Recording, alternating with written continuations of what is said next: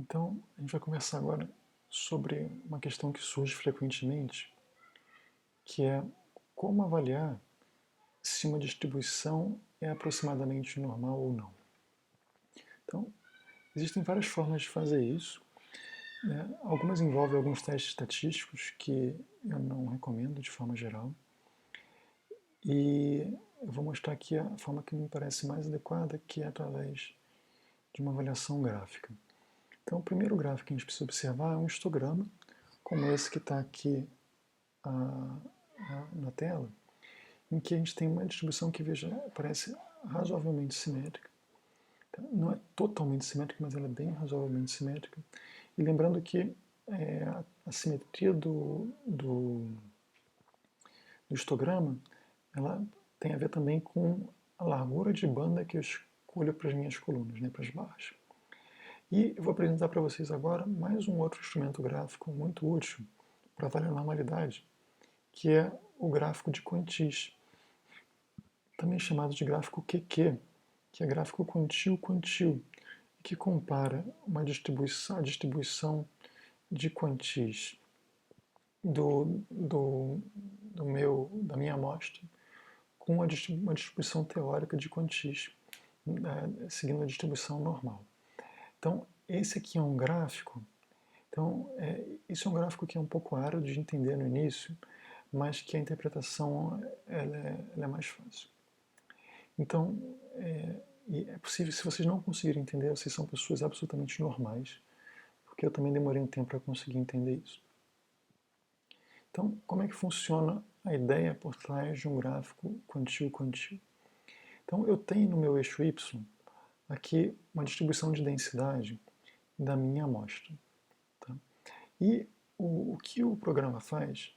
Ele seleciona esses pontos que são as retas que tem aqui cortando essa curva de densidade que está sobreposta ao eixo Y, selecionando quantis. O que são quantis? Quantis são percentis.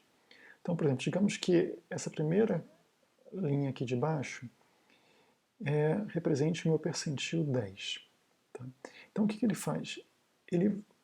O computador ele simula no eixo Y, no eixo X, quer dizer, aqui embaixo, uma outra distribuição normal, seguindo parâmetros puxados da distribuição de cima.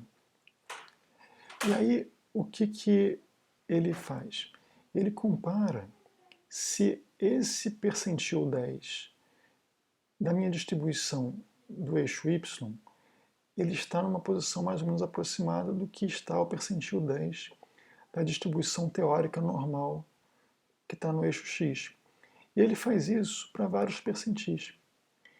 E o que ele vai avaliar? Se eles estão se esses percentis estão com uma distribuição mais ou menos semelhante, a distribuição dos pontos do gráfico vão formar uma reta na diagonal. E quando isso acontece, eu posso afirmar que existe uma distribuição aproximadamente normal. Então aqui nós temos um histograma, uma curva de densidade à esquerda, de uma distribuição que parece aproximadamente normal, e nós temos à direita um gráfico QQ com uma distribuição que está praticamente uma linha reta. Você vê que só lá na parte superior, né, que ele foge um pouquinho da diagonal, que deve representar alguns outliers, mas no grosso, isso aqui a gente vai interpretar como gráficos indicando normalidade.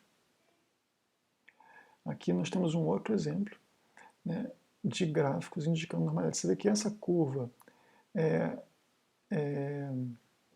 do gráfico que é do lado direito, ela tem um aspecto serrilhado.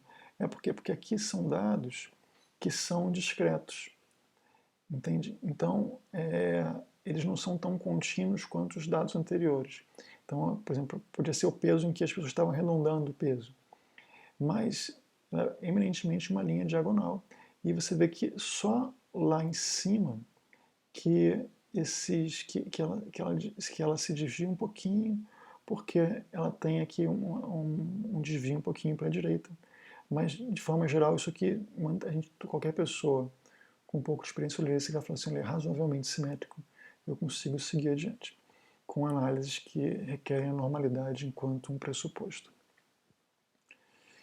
Já nesse slide, nós temos uma distribuição que do lado esquerdo já fica clara que ela é evidentemente não normal, né? Você vê que ela é totalmente desviada para a direita, né? E nós temos um gráfico quantil-quantil também, em que nós temos uma curva que não corresponde a uma reta, e de novo ela tem esses degraus porque aqui são dados mais discretos ainda, porque é um dado de contagem. Tem um site na internet que tem um aplicativo que ajuda a visualizar isso, em que é esse site aqui do link acima, e que a pessoa consegue brincar com mudando o grau de desvio da curva, o grau de simetria.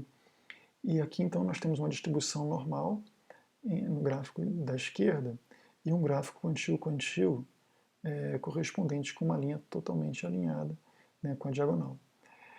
Na direita nós temos um gráfico que é muito concentrado, que ele praticamente não tem as causas que a gente esperaria para a distribuição normal. E você vê que o gráfico quantil-quantil dele tem um formato tipo um S, desviando do esperado para a distribuição normal. Aqui nós temos um gráfico do lado esquerdo com um desvio para a direita e do lado direito um gráfico com um desvio para a esquerda. E as curvas quantis normalmente fazendo os gráficos quantis mostrando curvas. Né? Aqui nós temos uma curva côncava e aqui uma curva convexa do lado direito, refletindo esses desvios importantes. E aqui nós temos o gráfico de uma distribuição binomial, onde o gráfico quantil-quantil adquire um formato também como um S. Quando a gente olha uma curva quantil-quantil, o que a gente quer é essa impressão do quanto que o dado foge da normalidade. E eu queria que vocês tivessem essa clareza para conseguir, ao olhar histogramas e gráficos quantis tomarem decisões sobre se os dados são aproximadamente normais ou não. Então era isso. Posteriormente a gente conversa sobre dúvidas durante as discussões síncronas.